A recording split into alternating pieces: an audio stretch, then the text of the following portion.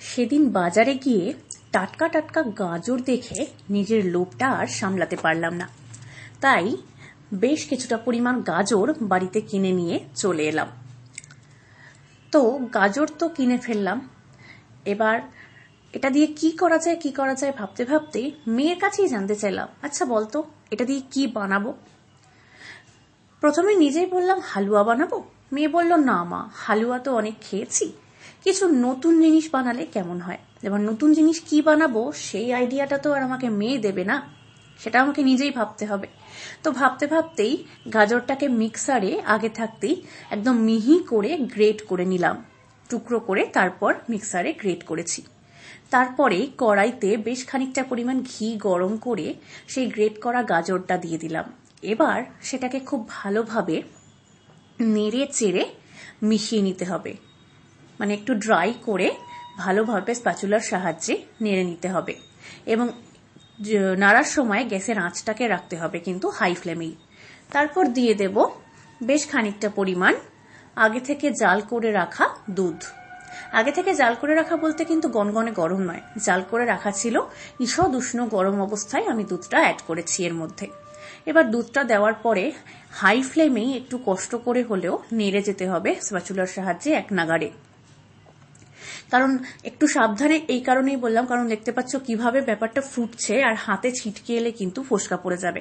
তো বেশ খানিকটা পরিমাণ ভাবে নেড়ে নেওয়ার পরে, বেশ খানিকক্ষণ নেড়ে নেওয়ার পরে আমি দিয়ে দিলাম 1 চামচ পরিমাণ এলাচের গুঁড়ো। তোমরা গোটা এলাচের খোল থেকে ছাড়িয়ে দানাটাও দিতে পারো, আমি গুঁড়োই ইউজ করেছি।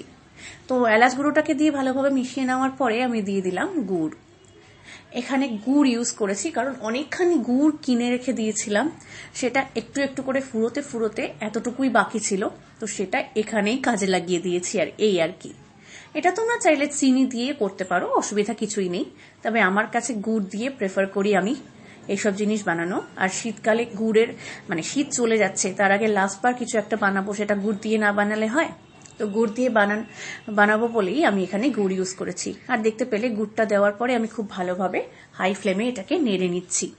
নাড়তে নাড়তে দেখতে পাচ্ছ বেশ অনেকটা মানে জলীয় ভাবটা কমে এসেছে, তবে জলীয় ভাব একেবারে কিন্তু শুকনো করে ফেলবে না, একটুখানি জল জল রাখতে রাখতেই আমি একটুখানি ঘি অ্যাড করে আবার খানিকটা নেড়ে নিচ্ছি। মানে নামানোর আগে একদম শুকনো করে কিন্তু ফেলবে না, কারণ ওই ইট কাঠ মার্কা শক্ত শক্ত সন্দেশ একেবারেই কিন্তু খেতে ভালো লাগে না। এবারে একটু নরম থাকা অবস্থাতেই আমি থালায় ঢেলে নিলাম। এবার থালায় হাতার সাহায্যে একটুখানি ছড়িয়ে দিচ্ছি, কারণ এটাকে আমি ঠান্ডা করে নেব। তো একটুখানি ঠান্ডা হতেই দেখবে শক্ত হয়ে গেছে, এই কারণে আমি বলেছিলাম একদম শুকনো করে নামানোর দরকার নেই। তো শক্ত হয়ে গেছে পর আমি স্প্যাচুলাটা দিয়েই একটুখানি চৌকো শেপের মতো করে নিচ্ছি। প্রপার শেপ দেওয়ার কোনো দরকার নেই, ঘরোয়া সন্দেশে অত শেপটা ম্যাটার করে না। তো এবার ভালো করে শেপটা দিয়ে নেওয়ার পরে আরো একটু ঠান্ডা হতে দিয়েছি, কারণ ঠান্ডা হয়ে যাওয়া মানেই জমে শক্ত হওয়া। তো বেশ খানিকটা শক্ত হওয়ার পরে আমি যেভাবে ছুরির সাহায্যে কেটে কেটে তোমাদেরকে দেখালাম মিষ্টিটা ঠিক কতটা সুন্দর দেখতে হয়েছে, এবং খেতেও কিন্তু খুবই ভালো হয়েছিল। তো এই রেসিপিটাও আশা করি তোমাদের ভালো লেগেছে। তো লাইক, কমেন্ট, শেয়ার করতে ভুলবে না, আর নিজেরাও বাড়িতে ট্রাই করতে কিন্তু ভুলবে না।